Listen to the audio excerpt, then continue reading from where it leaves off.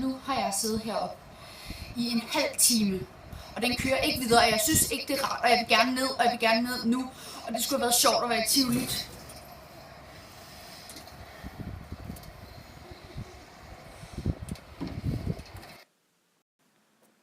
I sidste time fandt vi ud af, hvor højt dragen den fløj ved hjælp af de små enhedstrekanter. I vores trekant har vi en vinkel på 40 grader. Det samme har vi op i denne her enhedstrekant. Her. Det kan vi bruge, da vi ved, at forholdet er 0,64. Der sagde vi 35 gange 0,64. Og så fik vi altså højden her. Og så plus den ene meter. Grunden til, at vi kunne løse den her dragesituation, var altså fordi vi var i stand til at se den her trekant, selvom at der slet ikke var nogen trekant i virkeligheden.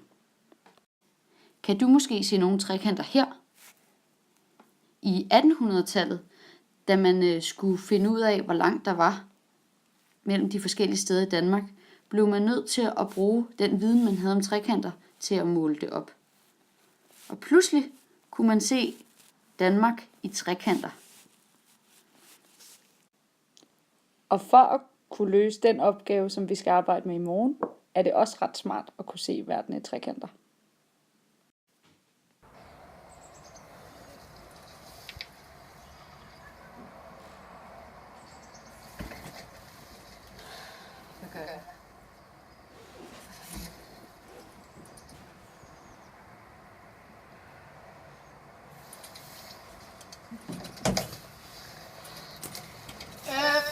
Undskyld.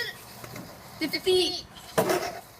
fordi min søster skal giftes her om 20 minutter. Så kan jeg ikke låne dit tørklæde? Kan jeg låne dit tørklæde? Ja, jo. Tak. Yes. Skal du mere? Ja, kan jeg godt få din jakke? Jo, vi har takket mere her. Fedt. Sådan.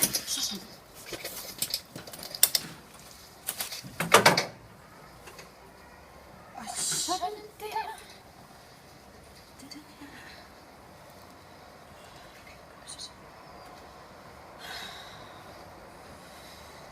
Pernille, jeg håber du elsker mig for det her.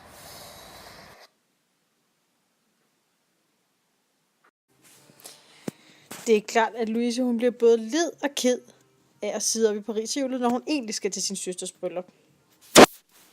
Hun sidder netop lige her i den vogn, der er der. Og op i toppen, i den øverste vogn her, er der 100 meter. Hvor det helt nede i bunden, når man sidder i den nederste vogn, er der netop 0 meter. Så hvor mange meter tørklæde skal Louise bruge for at komme ned fra Pariserhjulet, og dermed kunne komme til sin søsters bryllup?